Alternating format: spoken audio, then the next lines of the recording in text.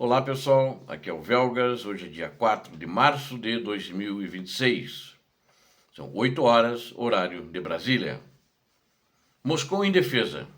A destruição dos sistemas Pantsir é o colapso da defesa aérea russa. O escudo do Kremlin está rachando, com a destruição sistemática de quase metade dos sistemas Pantsir S-1 russos. As grandes cidades russas enfrentam uma vulnerabilidade inédita. O que antes era uma barreira intransponível contra drones e mísseis, hoje é uma colcha de retalhos operada por brigadas de bombardeiros desesperados. A estratégia ucraniana é clara: cegar o gigante para golpear o seu coração. Quero convidar você que não é inscrito, inscreva-se no canal, dê um like, compartilhe com suas redes sociais, faça seus comentários, eu conto com vocês. Aqui é o canal da verdade e vocês veem a verdade. Obrigado.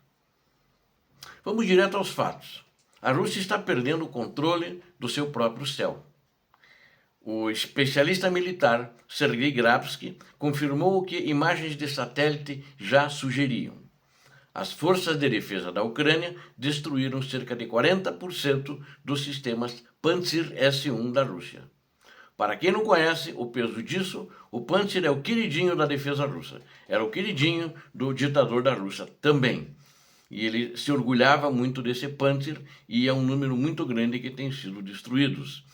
É um sistema híbrido de mísseis e canhões de 30 milímetros, projetado especificamente para abater drones e mísseis de cruzeiro.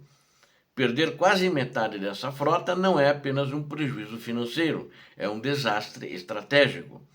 A Rússia simplesmente não tem capacidade física ou industrial para repor essas perdas na mesma velocidade em que elas ocorrem.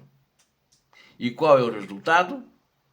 Moscou, a cidade mais blindada do país, que tinha uma concentração muito grande desses sistemas, começa a apresentar brechas perigosas. O que vemos hoje é uma defesa aérea russa atuando como brigadas de bombeiros, como o inventário, ou seja, a quantidade dessas peças inventariadas, se fôssemos fazer um inventário, diminuiu drasticamente. O comando russo é obrigado a retirar sistemas de uma região para cobrir a outra, e muitos são retirados para cobrir Moscou. Eles se protegem uma refinaria e deixam um aeródromo exposto.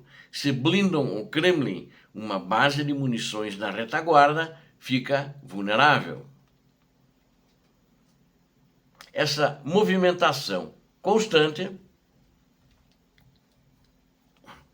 desgasta o equipamento e estressa as guarnições.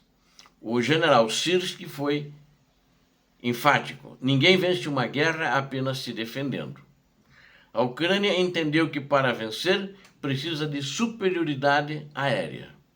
E isso só se consegue destruindo os olhos e dentes do inimigo. O Pantsir, que deveria proteger os gigantes S-300 e S-400, está sendo caçado um a um pela Ucrânia. E os S-300 e S-400, bem como seus radares, muitas vezes apenas os seus radares, eles sem o radar não conseguem dar tiro para direção nenhuma, não tem orientação, o chip deles não entende para onde tem que ir, eles também ficam acéfalos, né? Então, para isso, a elite ucraniana está em ação, né? A unidade alfa do SBU está em ação. E isso não é uma sorte, é técnica. É técnica que o Centro de Operações Especiais Alfa do Serviço de Segurança da Ucrânia, SBU, focou seus ataques de longo alcance especificamente nesses sistemas que também, ao longo do último ano, eles sabem que o Pantsir é o único meio realmente eficaz da Rússia contra drones ucranianos de longo alcance. Ao eliminar esse defensor, né, o defensor, quer dizer, ao eliminar o defensor, o Pantsir, né, a Ucrânia cria corredores aéreos que permitem chegar a alvos, não apenas aos S-300 e S-400, mas tem permitido à Ucrânia a percorrer uma longa distância.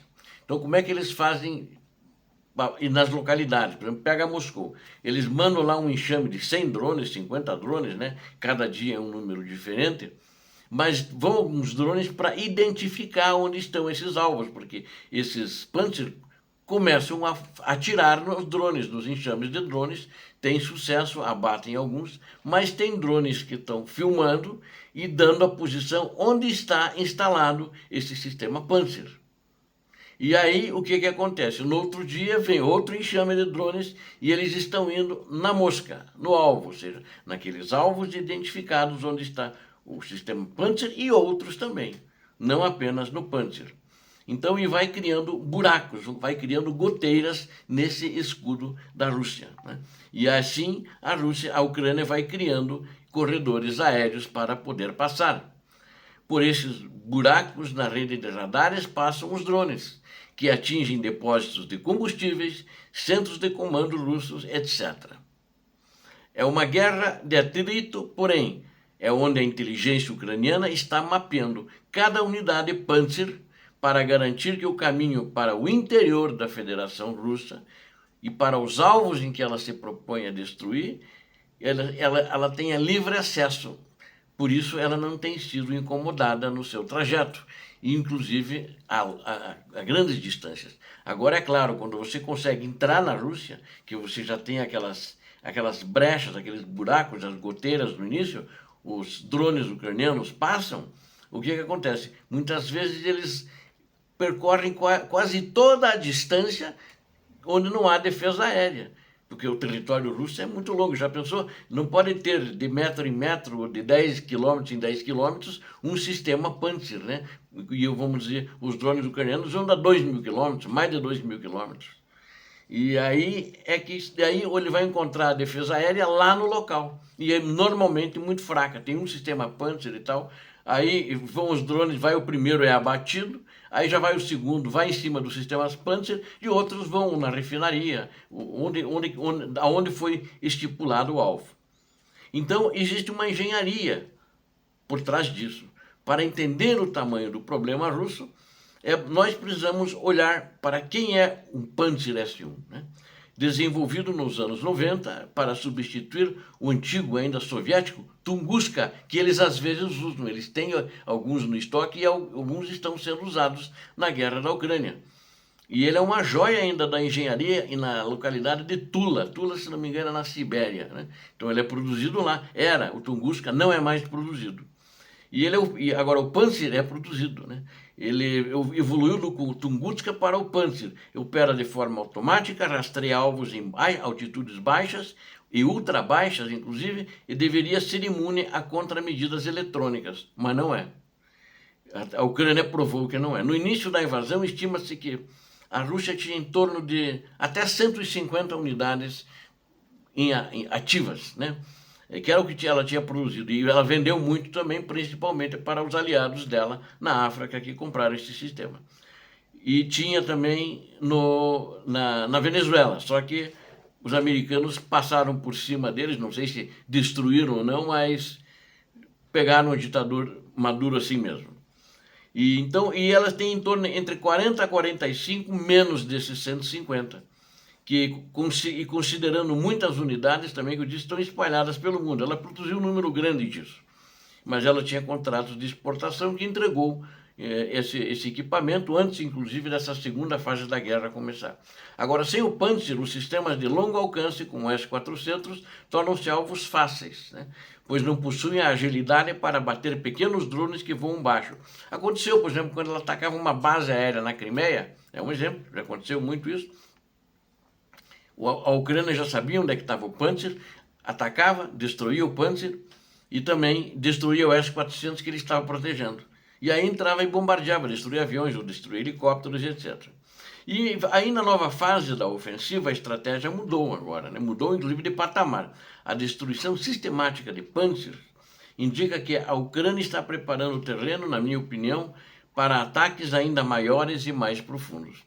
Ao enfraquecer a defesa das grandes cidades, Kiev busca Putin força Putin, perdão, a tomar uma decisão impossível: proteger o fronte ou proteger a capital. E dependendo dos alvos, ele tem que proteger a capital. Mas a residência dele, lá em Valdai, onde ele dizia que foi atacado e não foi, tinha, não sei se tem 12 ainda, mas a Ucrânia não atacou lá, ele tem 12 sistemas Panzer para defender a resistência dele. Não? Tem bastante só para a defesa dele naquela região. Enquanto Moscou tenta consertar o que restou de sua infraestrutura antiaérea, o tempo corre contra o Kremlin, contra o ditador da Rússia. A superioridade tecnológica que a Rússia tanto alardeava está sendo desmontada peça por peça pelos ataques de precisão das forças ucranianas. Onde antes o ferro cruzava o azul do céu em defesa de impérios, hoje resta apenas o rastro de fumaça e o silêncio dos radares que estão desligados. O escudo de Moscou, forjado para ser eterno, mostra-se tão frágil quanto o vidro sob o impacto da realidade. Na guerra moderna, a força não está no tamanho da armadura, mas na precisão do golpe que encontra a fresta. O gigante russo agora dorme com o olho aberto. E às vezes não dorme, tem que abrir os dois olhos, e assim mesmo tem sido atingido. Sabendo que o céu, antes seu aliado, tornou-se o palco de sua maior vulnerabilidade.